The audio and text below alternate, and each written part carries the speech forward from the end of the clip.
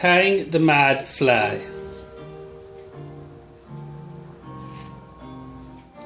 It's tied on a mackerel hook with black thread. The tail is red seal's fur and a crest feather from the golden pheasant, and it has silver wire. I was tying flies one day and I was left with loads of scraps of material on the table, and rather than just throwing them all into the bin because there was one or two good feathers there, I decided I'd throw them all on a hook, something that I might use someday for rainbow trout fishing. The body on this fly is holographic tinsel. I was down in Waterville one weekend fishing early April, and I was up in the mountain lakes and I was having no luck, but it was a beautiful warm day and there was fish rising near the surface and I couldn't connect with a fish.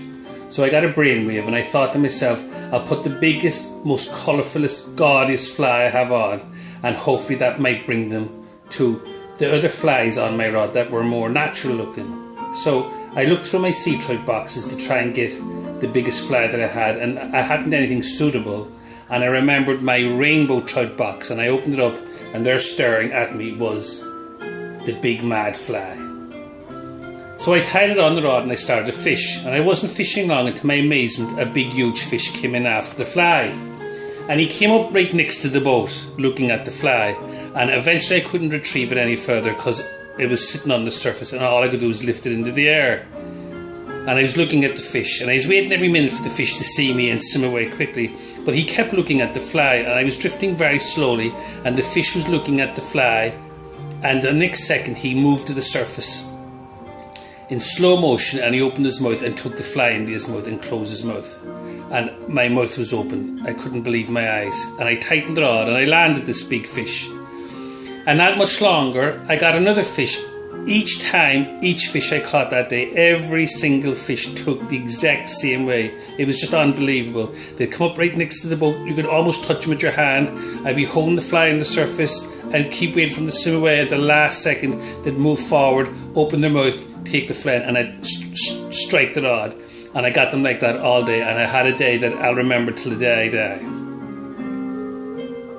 It has a body hackle, a purple hen hackle, and above this it has a yellow hen hackle. Then there's a blue guinea fowl feather tied in. The wing is peacock herl, and above this then I've tied in a little red cock hackle at the head.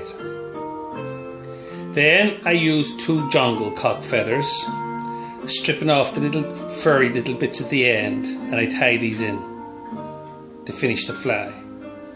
And after cutting them with the scissors, I always use a lighter. The lighter melts the ends of them, making sure, hold every bit of the fly back that you don't burn the fly, and just get the head of the fly. Have the lighter down as low as it can go. And by doing this, it melts the ends of the jungle cock and it gets kind of gluey. And when you finish off the thread over it, it holds them on brilliantly in the actual head of the fly, and I never get any jungle cock eye feathers falling off my flies.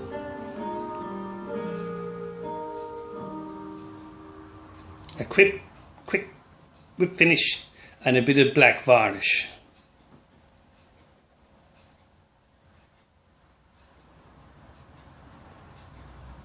The finished fly, the mad fly.